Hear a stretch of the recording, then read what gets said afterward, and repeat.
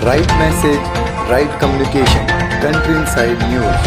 नमस्ते, देख रहे हैं कंट्री इनसाइड न्यूज़ का यूट्यूब प्लेटफॉर्म और मैं मौजूद हूं वरिष्ठ पत्रकार और CIN के संरक्षक सुनील पांडे जी के साथ। सुनील पांडे जी, तेजस्वी यादव की पार्टी में जगदानंद सिंह की वापसी होना, जगदानंद सिंह राष्ट्रीय जनता दल से नाराज चल रहे थे जब से उनके बेटा ने इस्तीफा किया था, इसको किस रूप में आप देखते हैं सर? देखिए, सबसे बड़ा सवाल है कि जगदानंद सिंह जी क्यों नाराज हुए या नाराज़गी को लेकर क्यों पटना छोड़ के दिल्ली से आए और सीधे पटना होते हुए वो गाँव चले गए। ये पूरी तरह से स्पष्ट था कि जगदानंद सिंह का फील गुड नहीं चल रहा है अपने पार्टी के साथ।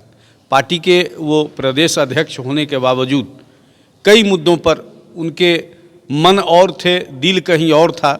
और बेटे के साथ जो हुआ, जो कृषि मंत्री थे बिहार में, उनकी जो नाराज़गी थी, नाराज़गी के बाद मंत्रिमंडल से निकाला जाना या खुद से त्यागपत्र देना, इसके कई मायने हो सकते हैं। लेकिन सबसे बड़ा सवाल है कि आखिर उनका बेटा कृषि मंत्री क्या ऐसा कोई ऐसी बात तो नहीं रख दिया था या नाराज़गी का कारण था उनका, जो कि अननोन था लोगों के लिए।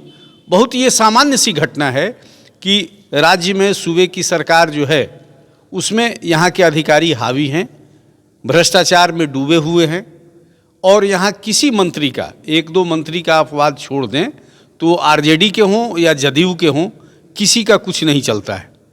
वो सारे लोग नियंत्रित हैं, उनके मातहत जो अधिकारी हैं उनके द्वारा ही वो संचालित होते हैं। तो सवाल है कि कृषि मंत्री के ऐसे वक्तव्य को नीतीश जी अपने ईगो पर ले लेते हैं और नाराज़गी इस कदर हो जाती है कि उनको मंत्रिमंडल से वापस बाहर होना पड़ता है। जगदानंद सिंह को इस बात का बहुत रोष था और बेटे के बहाने ही उन सारी चीज़ों को वो संकेत दे रहे थे कि दोनों पार्टियों में सब कुछ ठीक नहीं है।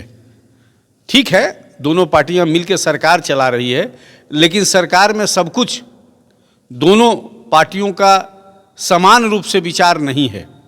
इसको आप कह सकते हैं कि रसाकसी है दोनों की ओर, नीतीश जी और तेजस्वी को लेकर। जाहिर है कि तेजस्वी विधानसभा में बड़ी पार्टी के नेता हैं, लेकिन नीतीश जी तो आखिर मुख्यमंत्री हैं और लंबे समय से मुख्यमंत्री हैं, उनके अपने साख हैं और तेजस्वी उस साख के सहारे यदि आगे बढ़ना चाहते हैं तो ये तो तभी संभव है जब दिल से नीतीश इनको मदद करें। ऐसा लग नहीं रहा है, क्योंकि आप देख सकते हैं कि मंत्रिमंडल के गठन के बाद कई चीज़ें अवेटेड था। आप कुछ नहीं तो आप इस बात को समझ लें कि एक दो मंत्री का जाना, दोनों RJD कोटे से ही गए। तीसरा कि अधिकारियों का तबादला, कई जिलों के जिलाधिकारी 3 वर्ष पूरा करने जा रहे हैं, कई सचिव बदले जाने थे, लेकिन सारा चीज़ अभी अधर में लटका हुआ है। ये उपचुनाव हो जाता है तो वो उपचुनाव हो जाता है, फिर पिछले उपचुनाव में नीतीश जी का प्रचार में नहीं जाना, ये खुलेआम उनको दर्द का, जो भी सही हो या गलत हो, नीतीश जी उस चुनाव प्रचार में नहीं गए। मैं बात कर रहा हूँ मोकामा की। लेकिन नतीजा भी 50-50 रहा। इसके पीछे भी ये कहानी गढ़ी जा रही है कि जानबूझ के ऐसा किया गया और इसका तुरंत दूसरा असर आपको कुढ़नी विधानसभा चुनाव में भी देखने को मिल सकता है।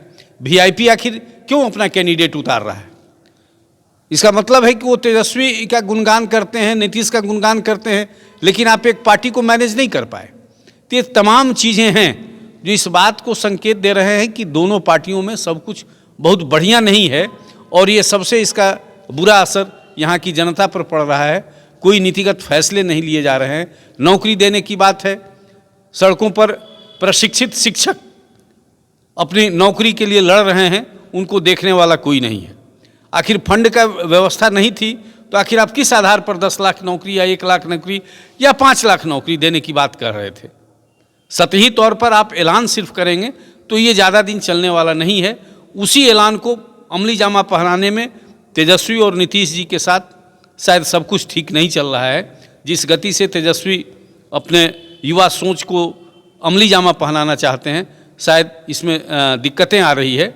यही कारण है कि पुनः जगदानंद जी को वापस लाया जा रहा है, अब्दुल बारी सिद्दीकी को और ज़्यादा सक्रिय किया जा रहा है। चूँकि कई बातें सामने आ रही हैं कि एक अनुभवी टीम हो जो तेजस्वी को ठीक से मार्गदर्शन दे सके, क्योंकि भविष्य तो तेजस्वी में है, इसमें दो राय नहीं है। वो युवा हैं, और यदि नीतीश वास्तव में अपना भतीजा मानते हैं और अपना वसीयत, राजनीतिक वसीयत उनके नाम करना चाहते हैं, तो जो हो रहा है वो सुखद नहीं है और इसका सुखद परिणाम नहीं आ सकता है। चलें तो दिल खोल के चलें, और भतीजा और यदि वारिस आप मानते हैं, राजनीतिक वारिस, तो आप खुल के उनकी मदद करें और बिहार का बिहार की जो सत्ता है उसको सीधे सौंप दे। आप सभी लोग जानते होंगे कि आरजेडी और जदयू का विलय की बात चल रही है। क्या सही है क्या गलत है ये कहना बड़ा मुश्किल है। हर तारीख, अगले तारीख तक बात चली जा रही है, लेकिन कोई नतीजा नहीं हो रहा है, और उसका सबसे बड़ा खामियाजा यहाँ प्रदेश की जनता को भुगतना पड़ रहा है। आप सुन रहे थे वरिष्ठ पत्रकार सुनील पांडे जी को। सुनील पांडे जी ने साफ साफ नीतीश कुमार से कह दिया कि अगर नीतीश कुमार जी बिहार का विकास चाहते हैं और अपना रियल उत्तराधिकारी तेजस्वी को समझते हैं, तो तेजस्वी को अपना सत्ता सौंप दें। हमारे सहयोगी संधि के साथ कौशलेंद्र पटना से।